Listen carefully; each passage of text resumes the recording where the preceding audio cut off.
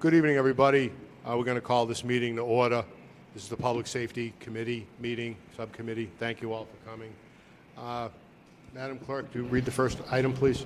Item number 1, resolve. Whereas the police department provides vital public safety services to the city, and whereas Chapter 19, Section 19-29 of the revised ordinances of the City of Brockton provide that rules and regulations for the police department be established and approved by the mayor and city council.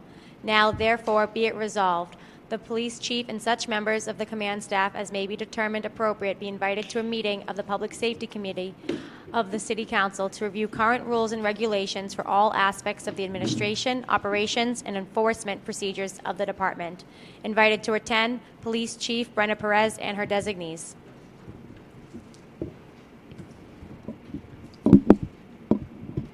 Good evening, councilors. Thank you for inviting me to the Public Safety Committee meeting to discuss the rules and regulations of the Brockton Police Department. Rules and regulations cover conduct of an officer, uniform and appearances, and department equipment, to name a few. Sergeant Amaral is here available to discuss any specific questions you may have in regards to our current rules and regulations. If you have any questions. Council Farwell? Thank you, Mr. Chairman, Sergeant, Chief. I filed this resolve because I think in 9 years I have not seen a copy of our current rules and regulations for the police. And if we are in fact supposed to review and approve them along with the mayor, I think it would be important to get an updated copy. And I really, in fairness to the chief and the sergeant and others here tonight, I don't think that they can come in here and possibly provide that level of detail to us. So what I would suggest is if any of my colleagues have questions, fine. I'd like to see the updated rules and regulations, particularly in terms of how do we handle the ATVs that seem to be scurrying around the city. What is our chase policy? And obviously there have been some court cases that I'm sure have come up in the last few years that would affect how police operations and how police conduct is governed. And the post commission, which is now in existence, that would be a wholesale change in how we perhaps handle internal affairs complaints. So this was really just an introductory opportunity for you to make any opening remarks, introductory opportunity for my colleagues to ask any specific questions.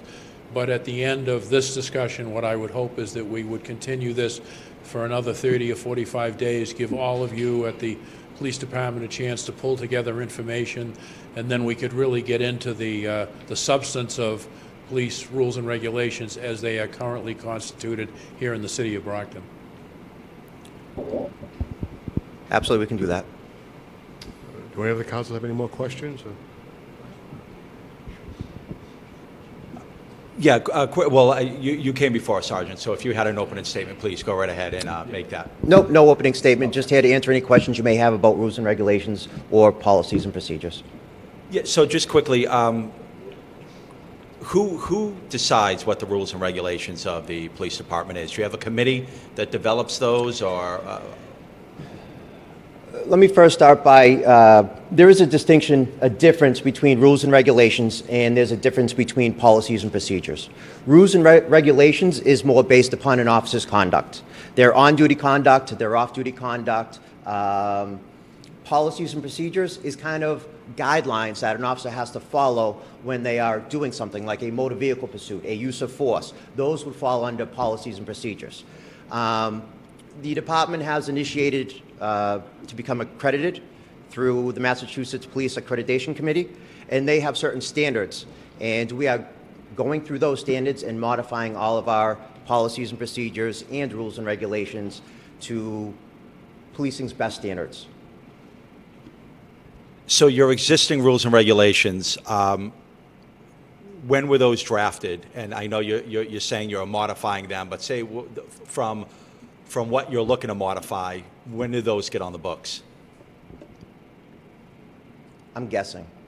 When I got on in 2003, it's still the same rules and regulations.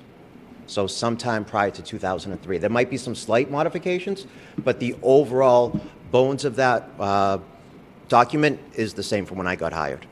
And you said you're in the process of modifying and amending those right now. Correct. Now, is that done through a police-run committee, or what's the process of making those amendments? So we take standards, like I said, IMPAC or Massachusetts Police Accreditation Committee has certain standards. We go through those standards, we compare the standards to our policy or compare the standards to our rules and regulations. If our policy or regulation does not meet that standard, we'll update it. Usually it's me. I will compare it with some subject matter experts. If it has something to do with firearms, I'll ask the firearms guys. If it has something to do with SRT, I'll ask the SRT guys. If it has to do with canine, ask the canine guys. From there, we give it to the union. They overlook it. And then from there, we give it to the police chief, and the chief overlooks it. From there, it gets published. So when's the expectation of publishing your updated rules and regulations? We're doing one at a time, but the entire process is about a 2 to 3 year process. Does that come before the city council? You're stating that this statute references our need to revise. I would defer to legislative counsel about how to interpret Chapter 19, Section 19-29. I would say to my colleague,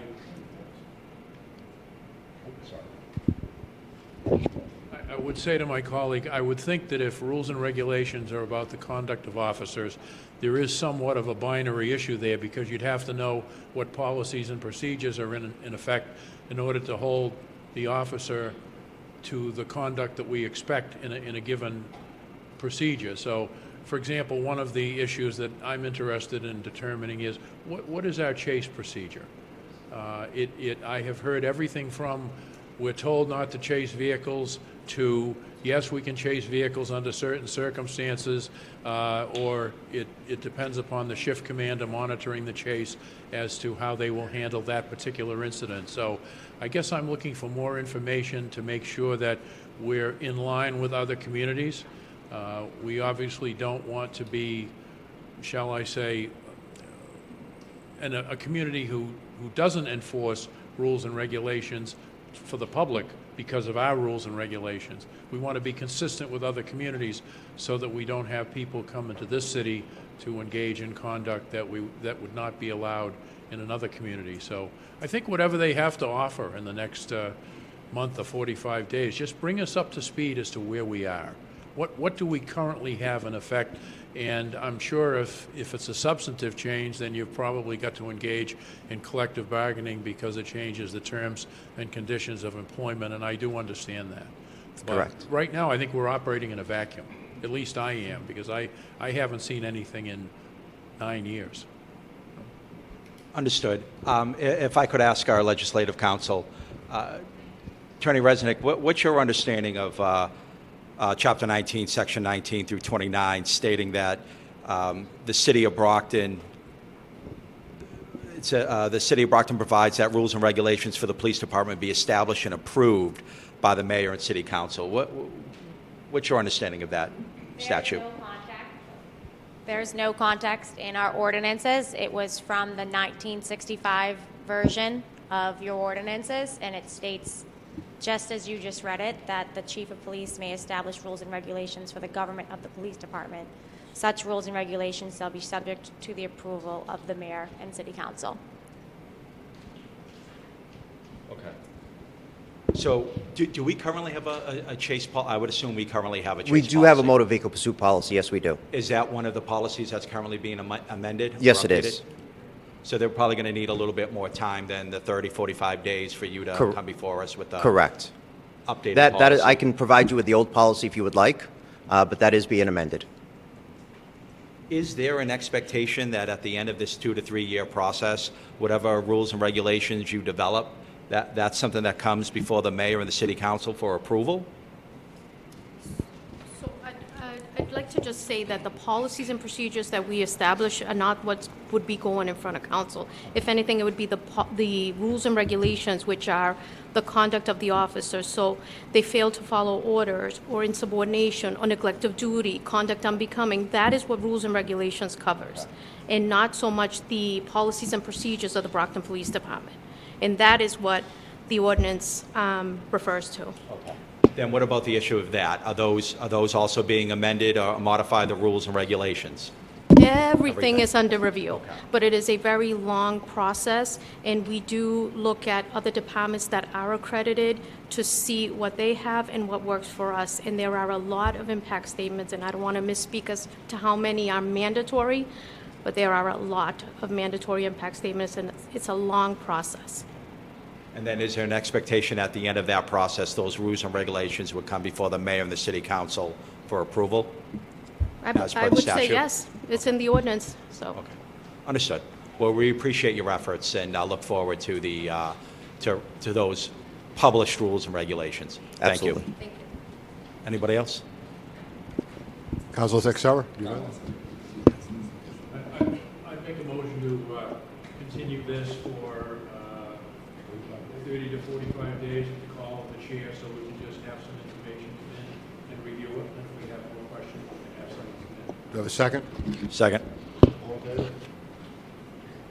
Thank you very much. Thank you. Thank you. Thank you very much. Madam Clerk, the next item, please. Item number 2, resolve. Whereas the Supreme Court of the United States has ruled that municipalities may establish rules, regulations, and controls for the use of public property.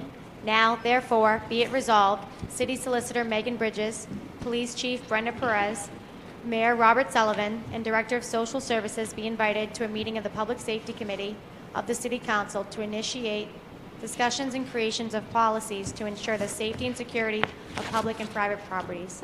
Invited to attend, Mayor Robert Sullivan or his designee, City Solicitor Megan Bridges, Police Chief Brenda Perez, Director of Social Services Jasmine Bradshair, Ward 4 Councilors Susan DeCastro, Joseph Angelo, Jeffrey Anatoli, Jonathan Jamolis, Ronald Bethany, Ted Carmen, and Jason Korb. Thank you. This section of the meeting is basically to address the grants pass decision that was passed by the Supreme Court. It now enables the city to be much more aggressive in addressing some of the criminal activity that is done by the homeless population. But to start this meeting off tonight, I invited several of the community leaders here, business owners, developers, and residents. I could have filled this room with 100 people, but I just brought in a few select people because I just want to kind of set the table, and I want everybody to understand the adverse effect that the homeless situation is having for the downtown businesses, residents, and the future development of the city. As you all know, the city of Brockton is in desperate need of revenue. Development is really our only way out of the financial strife that we're in. To have developments is one thing, but to have people occupy them is another thing. So I think this is a very important issue right now. We have to get much more effective in dealing with the homeless population from also a law enforcement end, start enforcing when they start doing criminal activity, and the social service end will have to play into that also. But tonight I wanted to start off by, I have several guests here. I want them to all speak and tell us exactly how this is adversely affecting their business, their future developments, or their way of life in downtown Brockton. So up first, I'd like to invite Mr. Joe Angelo, who owns Joe Angelo's Restaurant. Thank you very much. How it's affected? It's affecting everything. I mean, you can't get out of your car without somebody bumming money. Every corner, they're on every corner. I mean, they're going to get killed someday. Somebody's going to hit them. They're going to get run over. I mean, they're people. We have to help them too, but we got to show them the way somehow. We need rules. We need regulations where the police can have some grit here and go do what they have to do without having their hands tied. Just every day it's the same thing, the same people, and once they're gone, there's new people. You call the police, they come, they remove them, they're back the next day. I mean, it's just a never-ending revolving door. I've been there 32 years. I've been open over 11,000 straight days, and I've never seen it this bad as it is right now in downtown Brockton. It's absolutely terrible. I mean, it's affecting business. People don't want to come down. Who wants to get out of their car and have people all over them to bum money? All right, it's crazy. And there's no place for them to go to the bathroom. We don't have any public bathrooms in the city. I mean, what do you do with them? Mainspring lets them out at 7 o'clock in the morning. Where are they going to go to the bathroom all day? What are they going to do? We're not really fair to them either. We're treating them like, cattle. We'll put you up at night, during the day, go fend for yourself. Go bother all the businesses downtown. The poor guy in the corner of Pleasant Street, Irving's, has been there forever. He's ready to leave. Everybody. It's just driving people away. You got new people coming to the city. They can't leave to go walk, to go get something to eat without worrying about getting harassed. There's murders down in the corner. There's people drowning in the river. It's crazy. But somebody's got to do something about it. And you guys are our leaders. Help us out. It's what we need. We need a direction. Once given a direction, they'll follow it and we'll get things done. Okay? Thank you. Thank you, Mr. Rizzo. Up next would be Ron Bethany.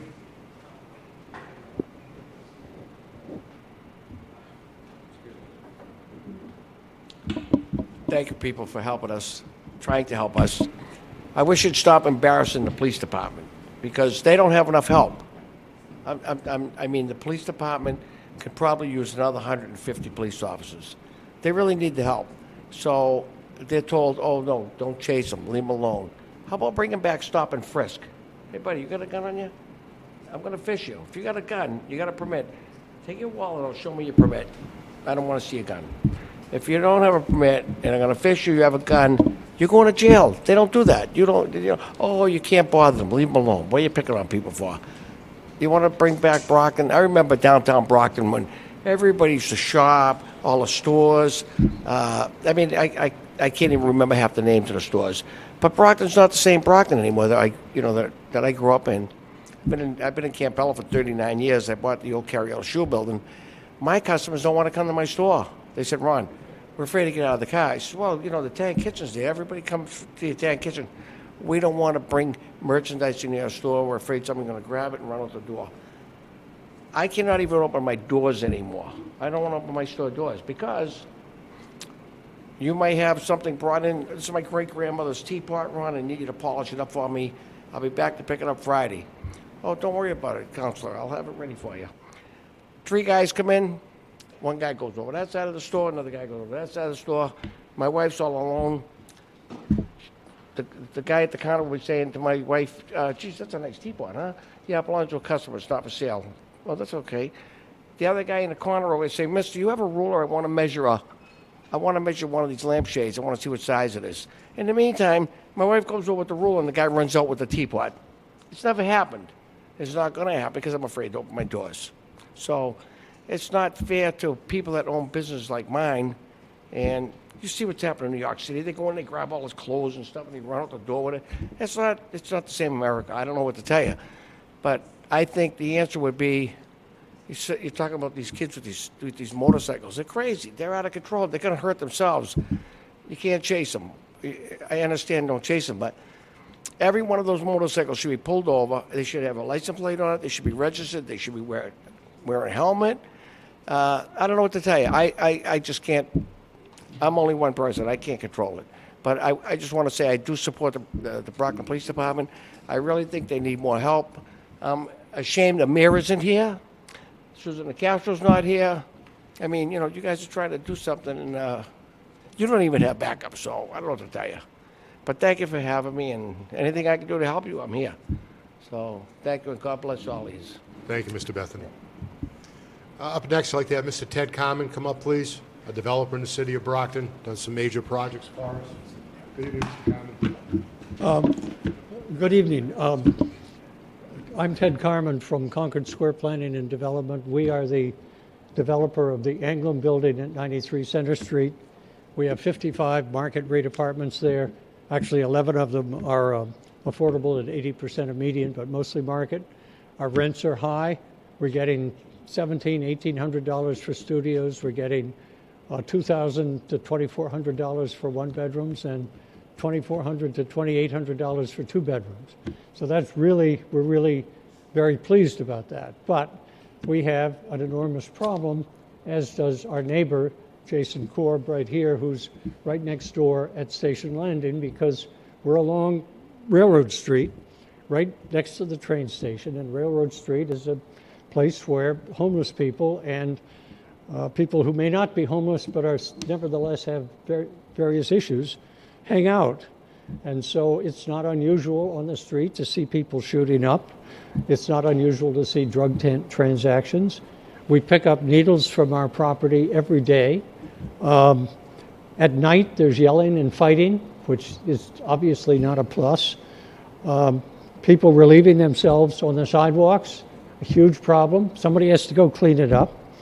And groups just congregating there. So we have our tenants park on the public, we have an agreement with the parking authority, so our tenants park on those parking spaces along Railroad Street. There are about 22. Well, suppose somebody comes home at 10 o'clock at night and there's a group there and there's one empty space. It's very intimidating. I mean, it's intimidating. So it's clearly a major problem, and it's clearly a problem that's going on all over the country and in Boston and elsewhere. I have a couple of suggestions, but I'd like to just step back and say that I remember distinctly, believe it or not, reading an article in the Atlantic magazine in 1982 by James Q. Wilson and a guy named Kelly. And the article was on broken windows, and they really proposed a theory for dealing with inner city crime. Crime in those days was so much worse than it is today. But the theory was that if there's a broken window, you need to fix it. Because if you fix it, you're showing that somebody cares. If you don't fix it, nobody cares, and that stimulates more bad behavior and bad actions and so forth. It's like graffiti on the trains, like jumping the turnstiles in the T. And so a group here in Boston, actually, Kelly and Wilson were both at the Kennedy School, and Bill Bratton was on the police force, and he became the police chief in the late 80s. And he started instituting these policies in the city of Boston. They were successful enough so he got hired by Giuliani to come to New York City and do the same thing in New York City.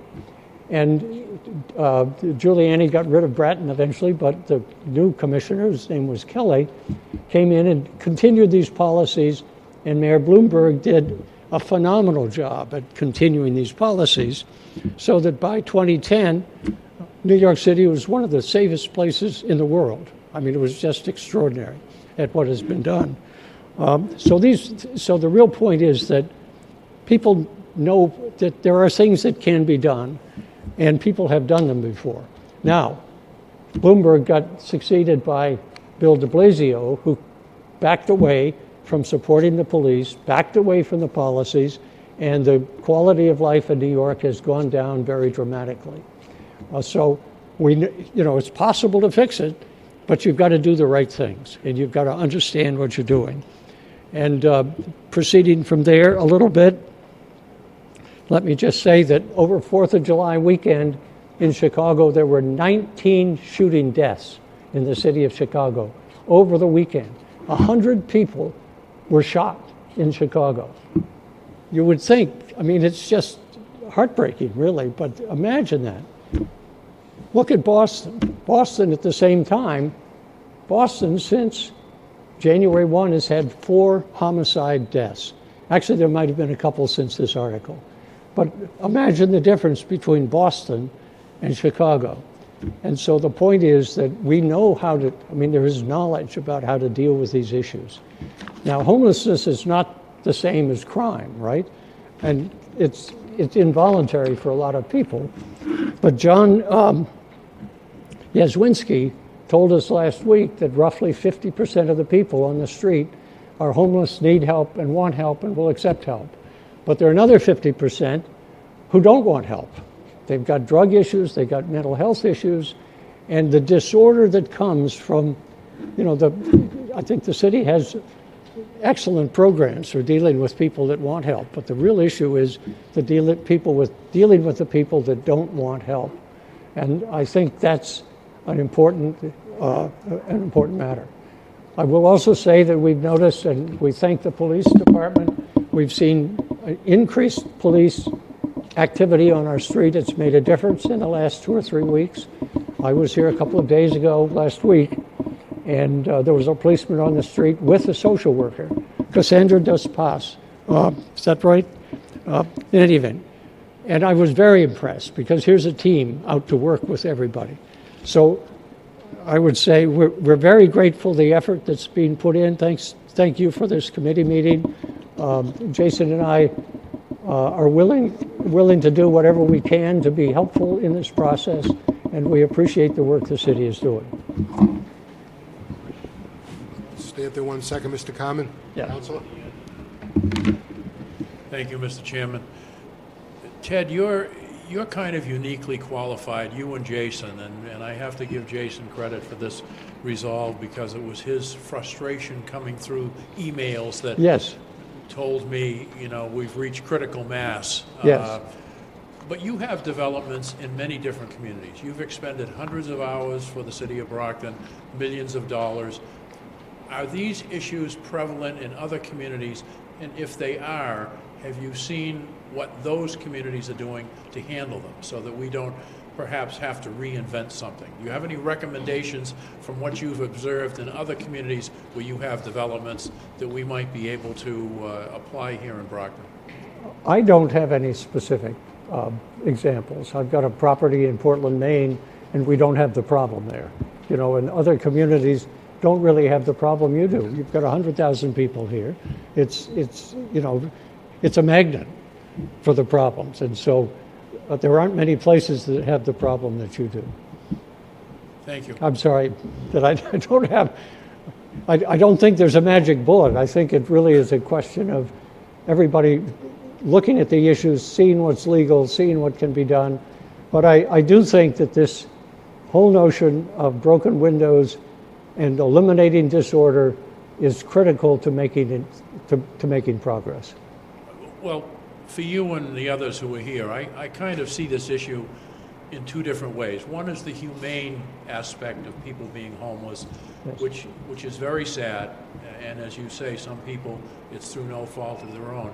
Yes. But then there is, unfortunately, the enforcement or the public safety aspect. Yes. And when we have someone stabbed to death down at Creston and Montello, and when we have people who are under the bridges, and I had a business owner tell me he saw 3 people with needles in their arms the other day as he was going Right. underneath the bridge. That is criminal conduct. Right. Using a sidewalk for a bathroom is criminal conduct. Right. It just seems to me we can be humane, but we can't just turn a blind eye to everything else that's happening. That's- And I hope that with this Supreme Court decision, and the chief and I had a prolonged conversation the other day, I think to find 20 people, we went through 240 candidates. I don't know if I have that statistic down right. She can correct me if I'm wrong. But let's look at technology, and I don't know how you and the others feel, but okay, if we can't put 25 or 30 police officers on within a few months because of the hiring, the recruitment, the testing, the training, then how about lighting? How about cameras? How about monitoring an area or areas, and maybe the police cadet? We could have a police cadet at the police department looking at the cameras, much as they do a security center at a mall, and when there's an incident, report it to the police. But I do have to say to my colleagues, as much as I love the police, and I was there for a lot of years, we are losing the battle. They're losing the battle, and unfortunately sometimes when they take action, everyone jumps at the police and say, oh, you're discriminatory, you're racist. We've got to back the police when they're right and they're doing their job, but I really do feel we're losing the battle, and that frustrates me. And it worries me because I don't want downtown Brockton to be a ghost town.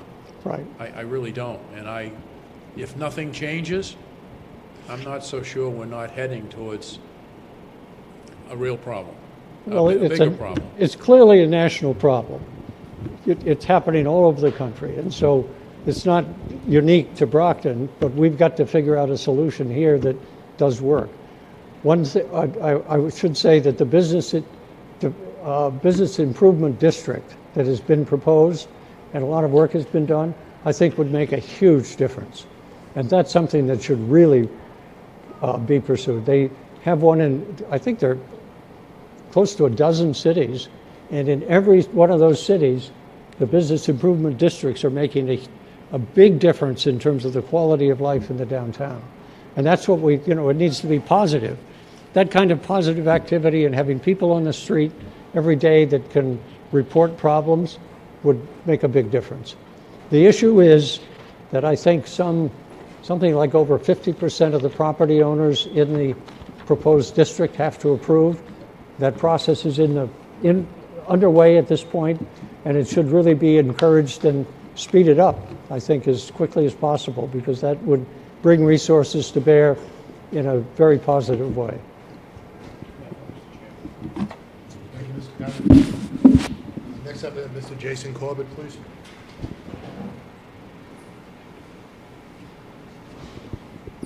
Hi, thanks for having me. I think you all know me, but I'm Jason Korb.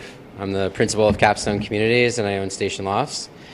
I developed Station Lofts in 2013, and we've been really proud of the work that we've done there. And I think everybody here is, for the most part, toured the building. Used to be the old Stahl and Dean company. I know many of you went there when you bought your first big catcher's mitt or baseball glove, right? I know there's a lot of memories there. I think we did a pretty decent job preserving the history of the building too. So they say a picture says 1,000 words, right? And you've heard a lot about rather than me sort of reiterate what you've already heard tonight, we did put together with my colleague William, we put together some pictures. I'd love to be able to show them to you. Is that okay? I have them on my laptop. We had talked about maybe trying to get a screen, but I know that it got moved down here. So unfortunately, Jason, due to the location of the meeting, yeah, no, I understand. I spoke with cable. That. We don't have a monitor down here. Yeah. So I'm happy to share this as well with anybody afterwards if they'd like to see it. I'll point in your direction. Does that sound okay? Sure. And then, so this is kind of what we put together. And I do want to say one thing.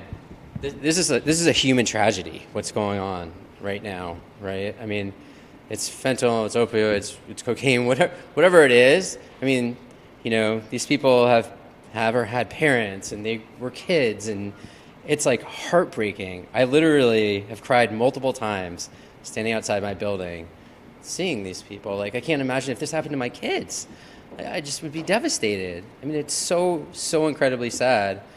On the flip side, I have to protect my residents, and so we're in this catch-22 of we have to be humane, but we also have laws, right? And when people expose themselves to my manager or to kids in the building, that's just not okay, Again, I feel horrible. We had our maintenance superintendent came by on a Saturday to take care of a maintenance issue, and he noticed that one of the unhoused individuals, or maybe they are housed, had their car parked, and he asked them to leave, and the guy picked up a brick and threatened to smash his head in. I'm sorry your granddaughter's here for this, but it's the truth, and that's what happened. It's not okay. It's just not okay. So here are some of the pictures. I don't know if other people wanted to see them. I'm happy to send it around, but it's pretty. I mean, this is what 2014 when we opened. You all know that this is what the building looked like, right? And then, I'm sorry that everybody can't see. I don't know if you're happy to circulate this. But this is kind of what we see on a daily basis, right? I mean, the amount of trash. We've hired someone every day to come by. He was actually unhoused himself, cleaned himself up. Here's a gentleman injecting himself right now with his dealer next to him. So he injects himself, right? I mean, this is what we're facing. This is from my building, right here, and then hands him the cash. Here's the needle. Criminal activity. Right. I mean, but we're seeing this all the time. Right here are two individuals. This is my garage. Imagine if you're a kid or a family. Here's a woman giving my property manager the finger as she walks off. Here's an encampment that's now been created on my property, that was created on my property. Here's a gentleman who left trash behind the building. Here are two individuals. I think they're smoking crack. You'll be able to see after this is her harassing my property manager. Here are some other individuals just hanging out at the front of my building with a crack pipe, by the way. There's the crack pipe. I mean, this just goes on and on and on and on, right? A window that was broken because someone decided to throw a rock through it. Trash everywhere. The trash situation is completely out of control. I'm not pointing fingers at anybody. Honestly, I don't know what the solution is. This is a problem that's bigger than so many of us, right? But there has to be a solution. And I've told people, I'm happy to be a part of whatever that solution is. I'm an affordable housing developer. I don't know what to do. I don't know what to do. And I've asked this to others. There's a needle on that's my garage right there in my parking lot. There's some sort of crack pipe that someone left in the garage, right? Here's another gentleman that's smoking crack on the other side or smoking something. So, you're me. What do you do? What do you do? Your property manager's threatening to quit. Your residents want to leave. What do you do? What do you do if you're me? I don't know the answer. I'm happy to be a part of the solution. I'm committed to Brockton. I built this building in 2013. It was the first building that I built when I started my own company. I feel like an adopted son in many ways. You guys all know me, I think, pretty well at this point. I try not to cry wolf. Counselor Farwell, you can see it, right? What do you do? I don't know. So that's kind of my message. Here you go.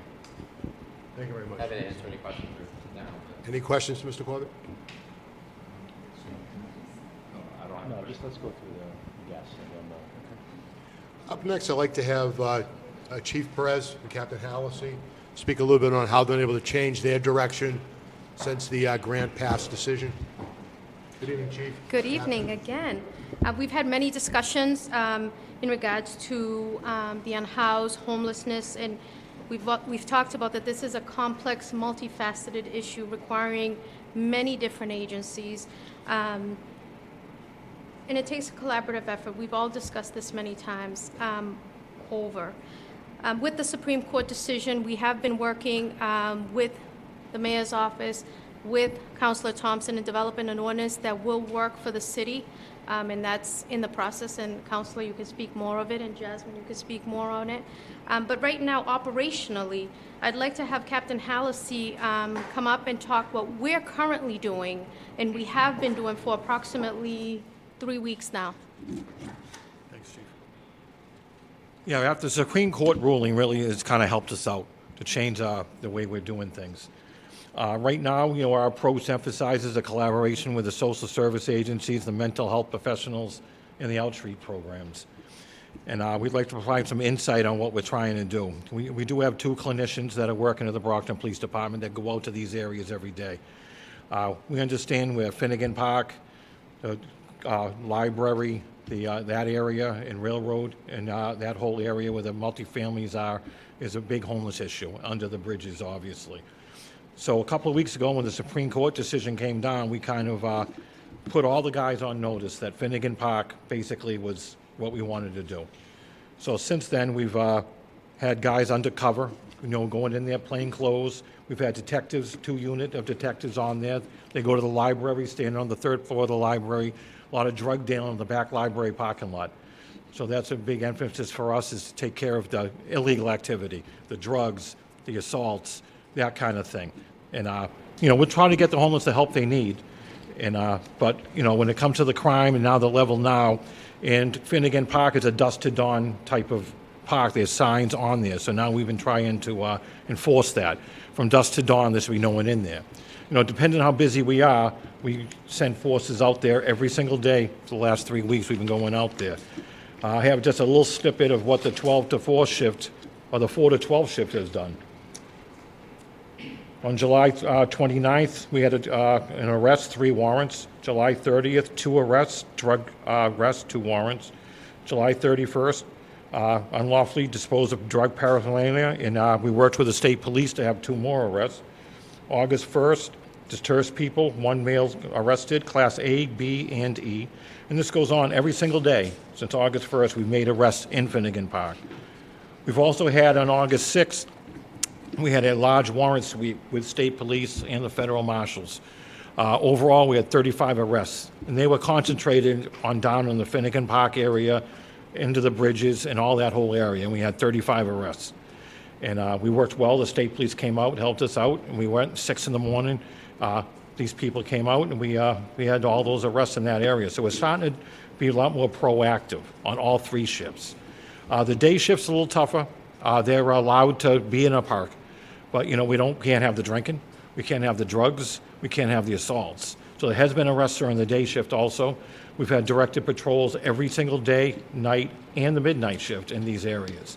So we're trying to concentrate, we call it Finnegan Park, but it's the whole area. It's the library, it's that building, the old banana plant across from the library has been an issue. It's behind Joe Angelo's, that whole area back there. We're trying to get that all cleaned up, not just the homeless people, but, when all those restaurants close at 2 in the morning, we've had people hanging out there. And we're trying to get that, settled. They can't be hanging out, behind that area with that, the Maple Avenue area. And we're trying to get even the bridge closed that goes from Finnegan Park over to the phone company. There's a bridge, a footbridge. We're trying to work with the city departments and have that either taken down or closed. Because once they see us come, they go over that footbridge, and we're trying to control that. But that's a lot of the drug dealers doing. And obviously, we're trying to work with some compassion also. We did have an arrest, last week with a guy. He came back. He was great, friendly with us. Then he walked down 200 yards and jumped in front of a train. And he was one of the Finnegan Park arrests. So, we got to deal with it both ways. And that affects our officers also. When they're dealing with people and they do something like that, the officers that arrested him, it affects them. So, there's got to be a certain kind of middle ground. We're trying to get the clinicians to get them help. I think it will help when the downtown, the homeless shelter closes and it moves up to Manley Street, and it's a 24-hour facility. I think that's going to help us immensely, because now these people have somewhere to go during the day. I think Mr. Angelo made a great point. At 7 in the morning, they're kicked out. They don't even have a bathroom to go to. What do? They wander around downtown. And I think that's a huge issue. And a lot of them don't take advantage of the shelter, but still, they're kicked out of the shelter at 7 a.m. That's an issue. That's a huge problem. And I think, having that facility that opens up, it looks like it's going to be great. And I think there'll be a lot more opportunity to take care of some of these homeless people there. But, we're working hard, and I think that Supreme Court resolution is going to help us a lot. And we'll go from there. But if you guys have any ideas or any, things you want to tell me, or that might help. I just have one question, Captain. Sure. The rest you spoke of, I commend you, and I want to see more of them. I think we really have to start cracking down on the illicit behavior done by some of these homeless people. Not them all. There's a big percentage of them. My question, to be more direct, is they were charged, they were brought to court. How many of them were held? I don't know the exact answer, but now we also have a new bail system. So when someone's arrested, they don't have money for bail, they'll let go. The clerk is taking care of it at the courthouse at a later date now. They don't have a $40 bail anymore. That changed a few weeks ago. So now if we arrest a homeless person, they have no money, they'll let go within an hour or so. And that's been changed from the old system when you guys, was a $40 bail. If they didn't have it, they were held, they were sent to Plymouth. That's over. Now the clerk is paid the $40 bail fee from the court system later at court. I know there were some efforts before when you came in contact with these people. They tried to get them Section 35. Yes. But I know that's a high bar to get over. Have these recent changes adversely affected that also? No, not that I know of. Our clinicians work very hard with that, and they've done an excellent job at getting these people the help they need. And they work very hard with our officers. They go out in teams, and they try to make contact with these people. And, a lot of them do want help. And they get into the system, and they can, I think the really huge thing, too, will be the court. If there's some kind of homeless court over there where we can get them into the court system and, have them helped out that way. I know drug court has done an amazing job. Right. And if we can do the same thing with the homeless people and get them sectioned and get them into some kind of program, I think it's going to help. It's going to be hard. It's not going to be easy. And we're going to do the best we can. And I think, obviously now any crimes committed, we can arrest for. We can get them out of the park from, during the night.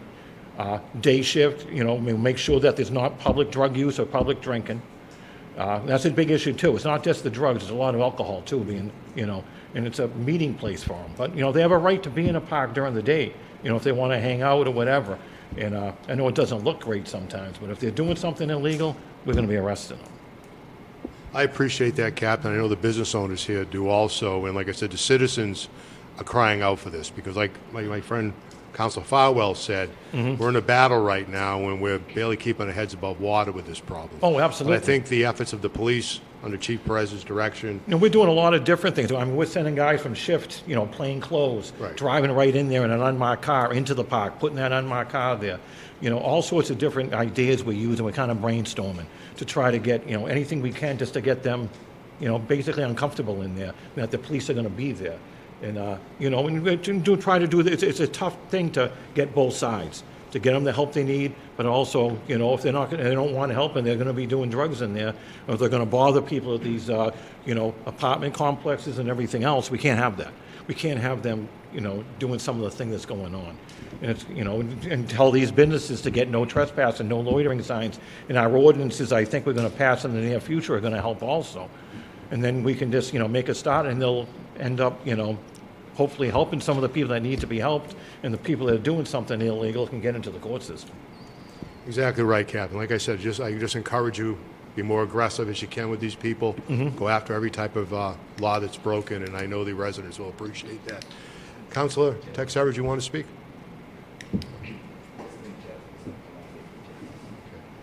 All right, thank you very much, Captain.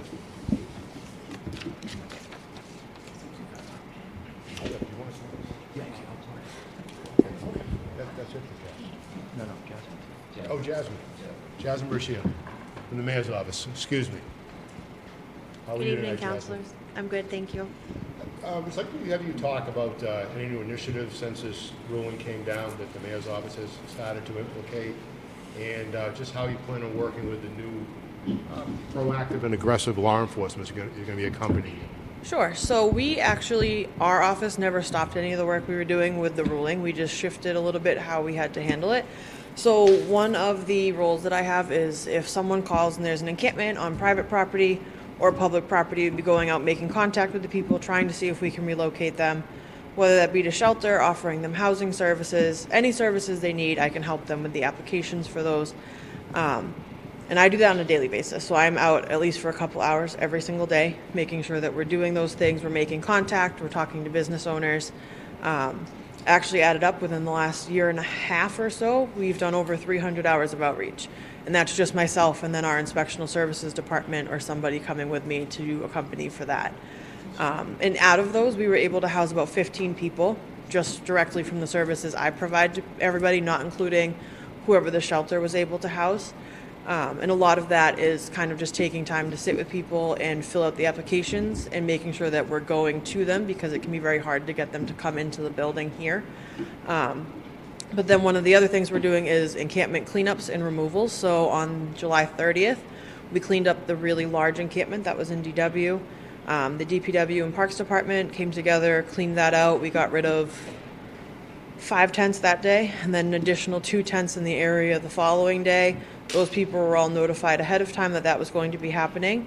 And since we have not seen those specific people set up new encampments. So part of that is hoping that it'll kind of push people into reaching out to services and actually acting on things and trying to get the stuff that previously we weren't really able to kind of force them to partake in. We can't force anyone to do anything, but unfortunately sometimes things have to be a bit more uncomfortable for them to understand that you need to be striving for something different. And that's kind of what we're doing right now. So I have a list of over 70 different encampments that I'm going through currently and marking off which ones are active, which ones seem to have remnants of encampments left behind, which ones no longer have people at all, and then which ones we've cleaned or that the police department has had to move people from. I would say from what I've been able to get through, I've gotten through about half, and maybe half of those still have people at them, so we've been telling people they need to move along. The MBTA finally put signs up underneath the bridges that say no trespassing and that police will take notice, which will allow us to move people along from underneath the bridges after some discussions with their offices. We are also putting up signs in all of the different parks that say no camping. There'll be a pictogram on them that will show so that people, no matter what language they need to have the interpretation, and there's also going to be an image.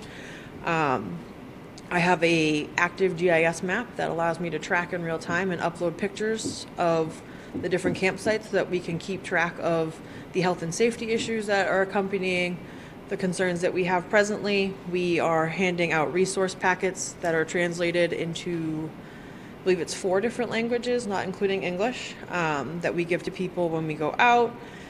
And I would say on a regular basis in a week, we're doing about 15 to 20 housing applications with people for different programs, and more than that in other programs such as DTA, other forms of financial assistance, job applications, things like that, trying to get people on a different path so that we can start to address how many people we actually have on the street. The biggest issues I'm still seeing are a lack of affordable housing, because what's affordable right now is not actually affordable for the average person, especially someone that's living out on the street.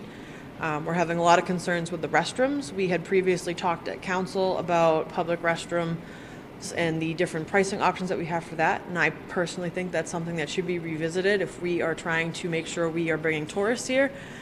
Most towns that attract tourists have some form of public restroom available for all of their public.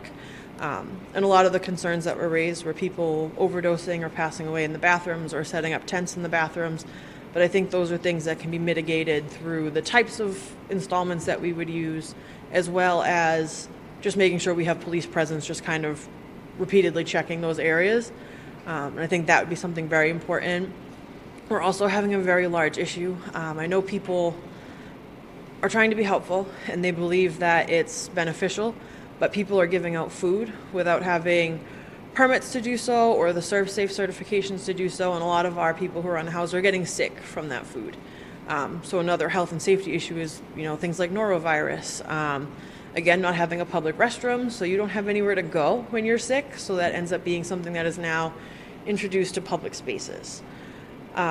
We have lights that have been put up in Finnegan Park on one of those stands to try to bring some more brightness to the area at night, but I think one of the things that we had discussed is if cutting some of those trees back so that there's a little bit more visibility even during the day might be helpful.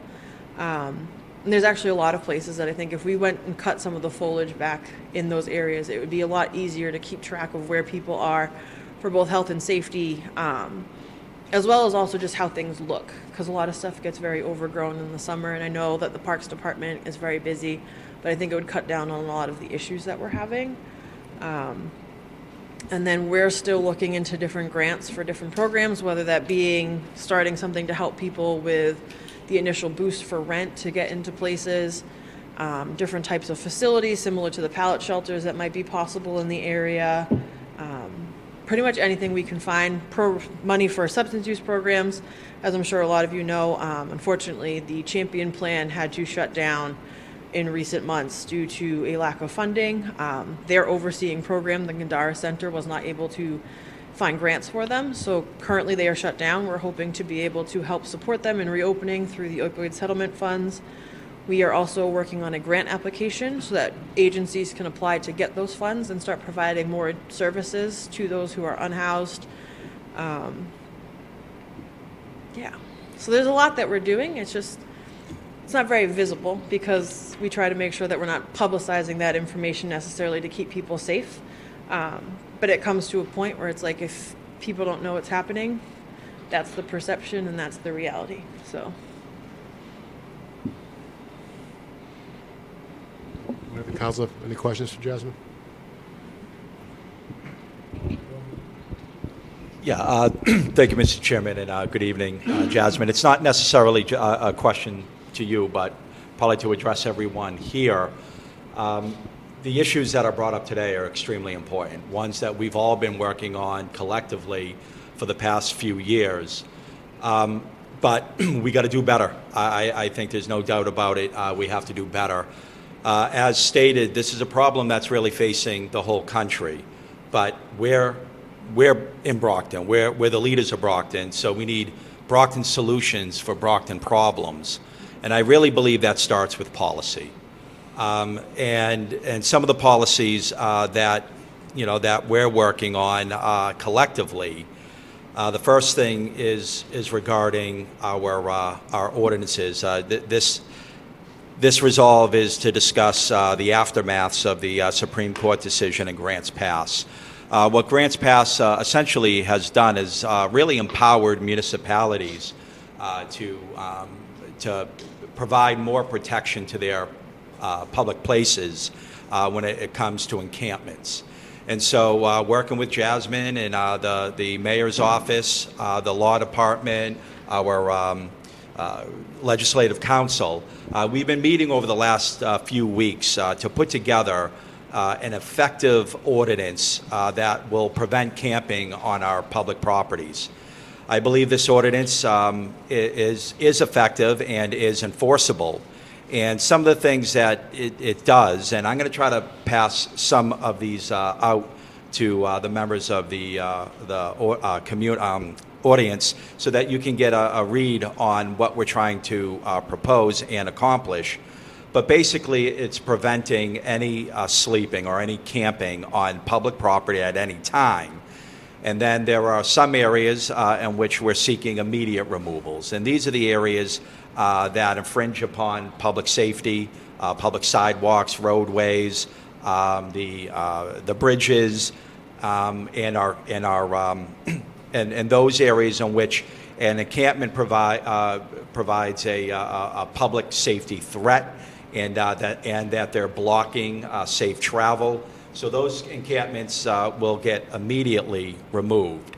And then those encampments that are off into some of these more hidden places, our public parks or other kind of nooks or areas throughout the city, we have a 24-hour notice and removal process.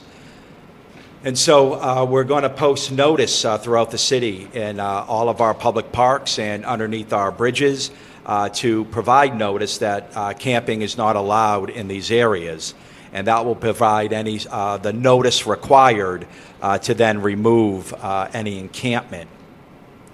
We have a policy in effect where in those that are the 24-hour notice encampments, we'll have our social services director, her designee, will visit these encampments, try to provide any social services that we can offer.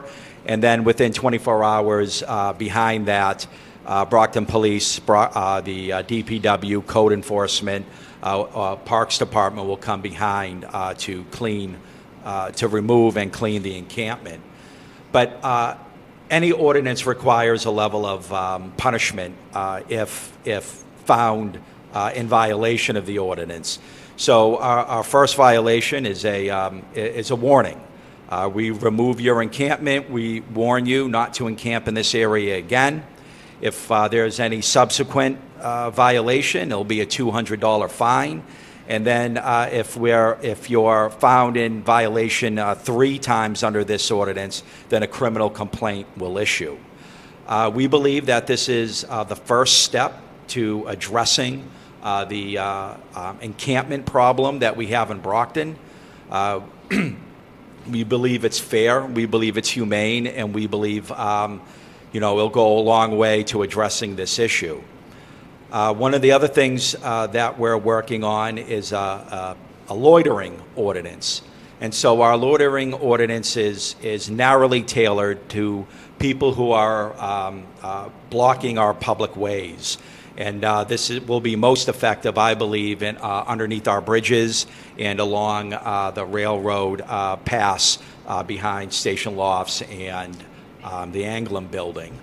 This ordinance, again, I believe is enforceable and constitutional, and it will basically try to remove these large numbers of people who are just idle underneath our bridges. That's preventing safe passage through our bridges. We believe that is in violation of public policy and public safety, and we're going to have an ordinance on the books that prevents people just to loiter underneath our bridges. And so, again, policy is going to go a long way to addressing some of these issues. As brought up, broken windows, that's a policy that we need to enforce. The bid, that's another policy and organization downtown that I also believe will go a long way into cleaning up our downtown area. And increased enforcement by our police department. Captain Hallisey stated a lot of the stepped up enforcement that we're having in our downtown area, in our parks. We need to we need to keep that enforcement up. That recent opioid suppression and warrant sweep that resulted in the arrest of 36 people. I think that's something we're so appreciative of the police department for putting that together, our district attorney's office for supervising that, all of our partner enforcement agencies who helped Brockton out in this area.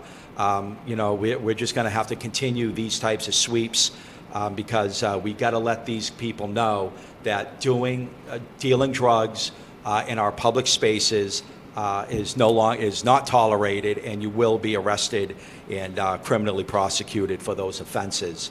On the other end of that, working with the district attorney's office, we're seeking grant funding for a community court. And so what that's going to do is allow for those who are arrested for the violation of these policies to get in a diversion program which can provide drug treatment, or other services that they need so that they can complete these programs so that they don't incur any harsher penalties such as prison time or increased fines. So we're hoping that the district attorney's office and their community court will go a long way to treating this issue on the back end. We recently had a meeting with the mayor last week where a lot of people present here were at that meeting, and we had our state delegation with us that day, and we're seeking help from our state delegation. We need more funding. We need as much funding as possible, and our state delegation is on board to seek additional funding from the governor to try to help fund some of the programs we're trying to implement downtown. One of those, we talk about bathrooms. I think that would be a great place to start. And if not a bathroom, then maybe have that in conjunction with some sort of day program downtown. We all know with the new Father Bill's on the west side, they will have a day program associated with that facility.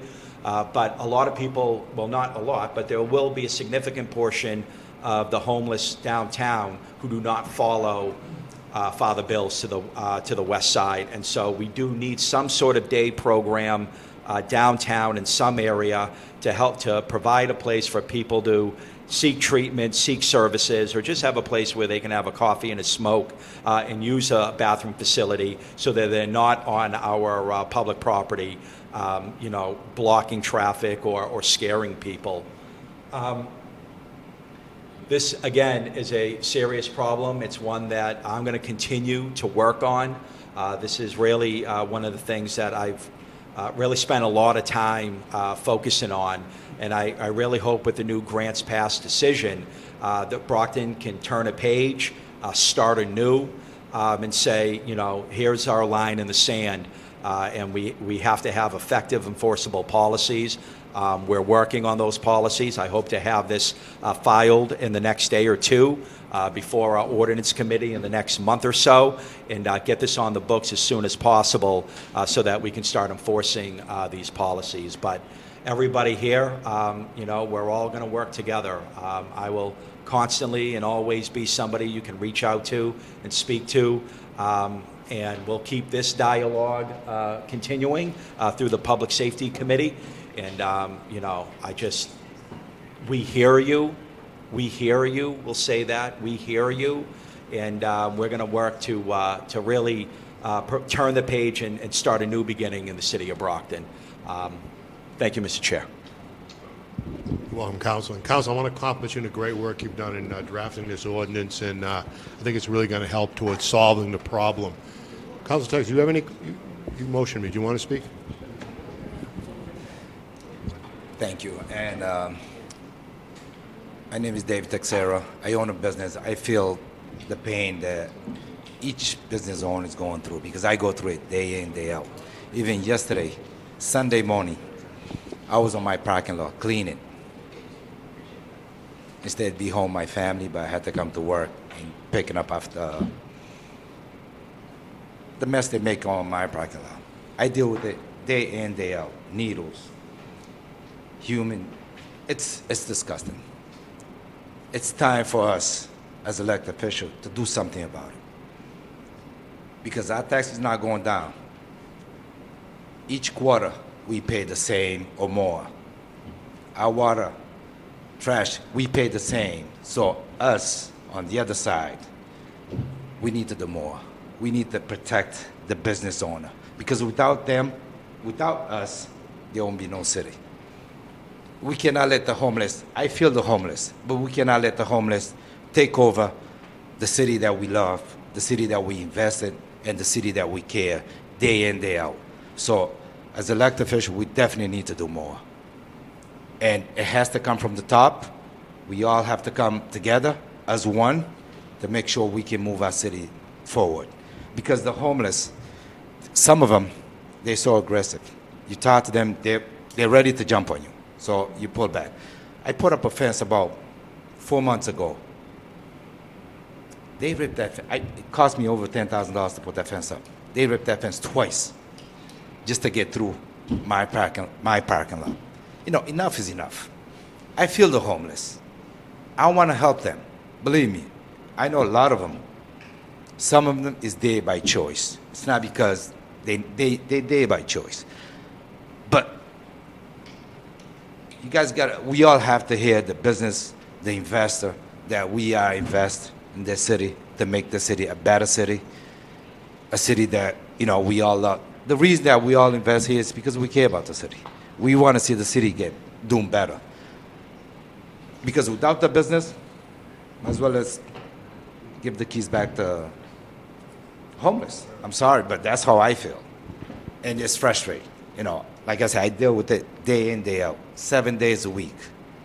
7 days a week, I'm dealing with homeless. My business is down about 40+%. Nobody wants to go there. Who wants to go there? And special, you drive into my parking lot, what do?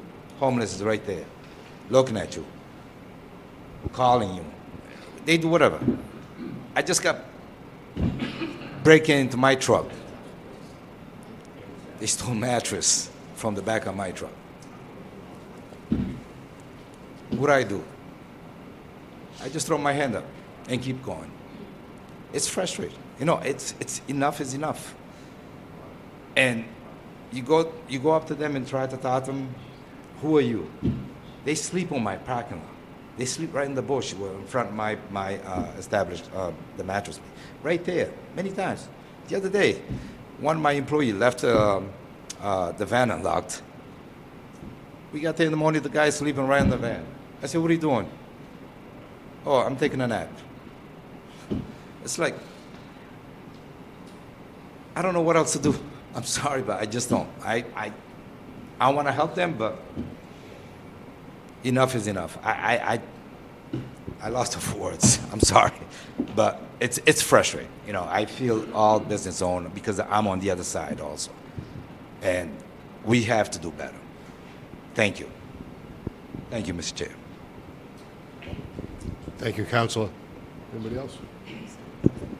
Just, I don't know if this will close it off, and Jasmine, please take a seat. This isn't directed at you or towards you, but,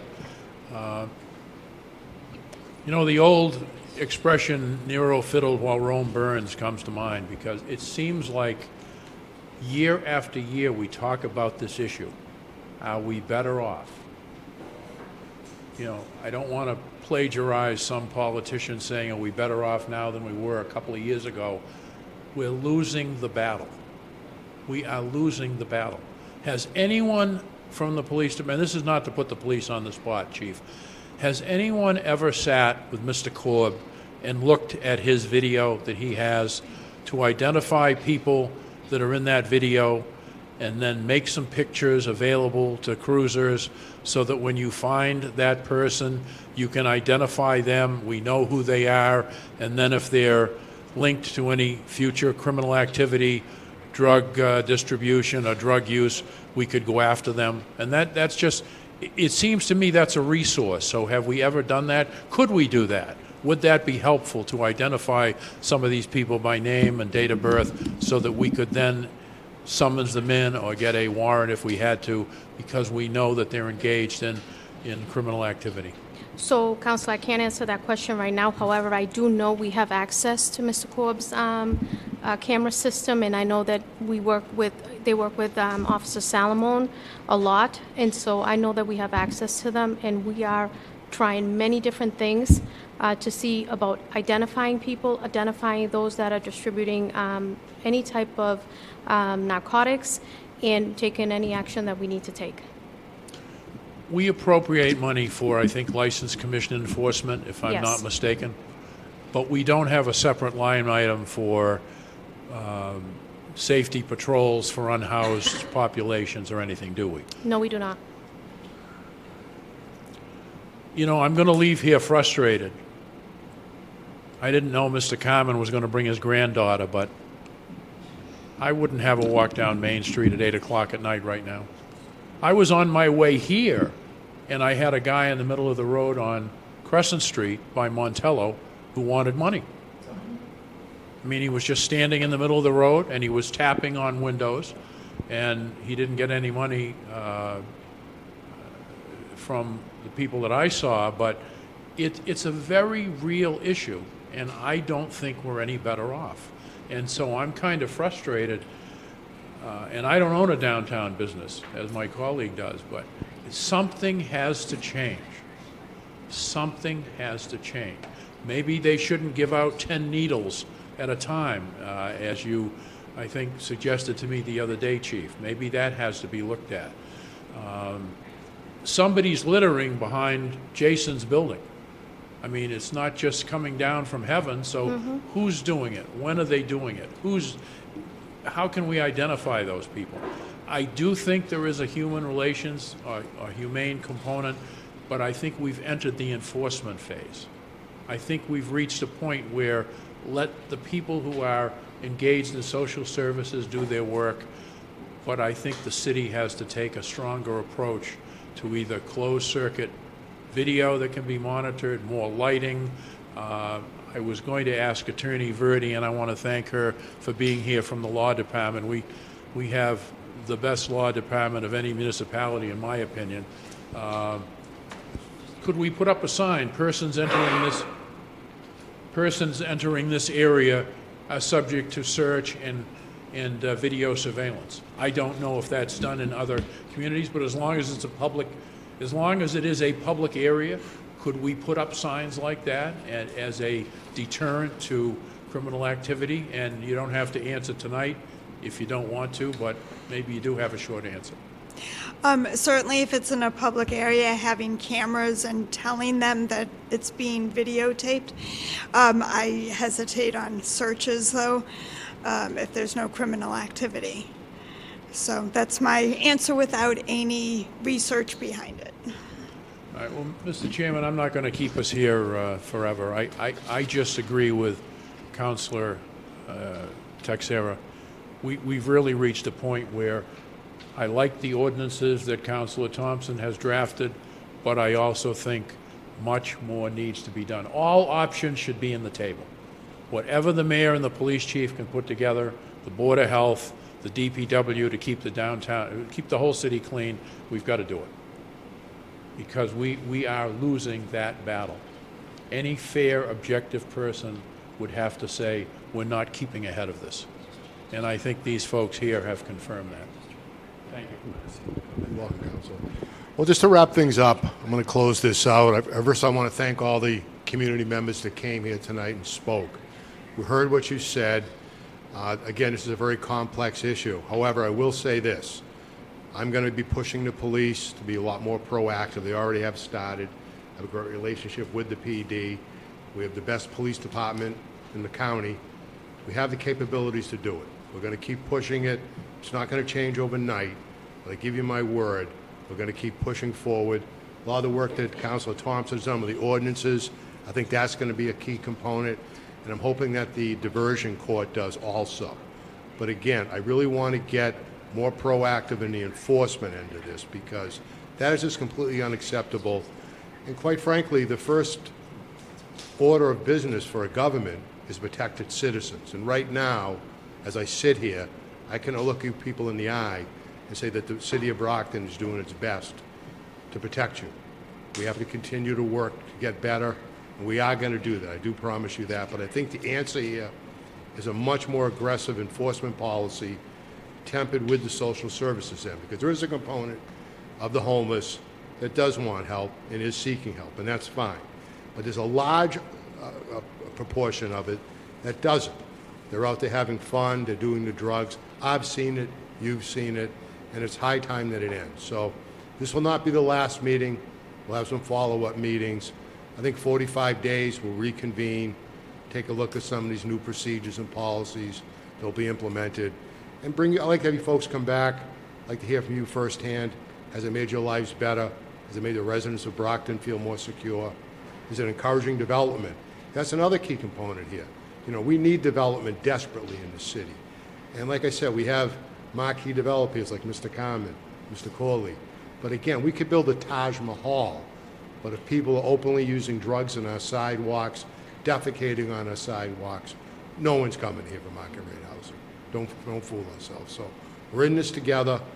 We hear what you're saying, and we're going to be implementing these policies, getting much more aggressive towards the residents, the business owners, and the developers in the city. I want to thank you all again for coming. If any of my councilors, any other? Okay, with that, I'd entertain a moment to adjourn. I'll make a motion to postpone to the next public safety committee meeting, further discussion. Second. All in favor? Motion adjourned. Second? All in favor? Okay, thank you, everybody.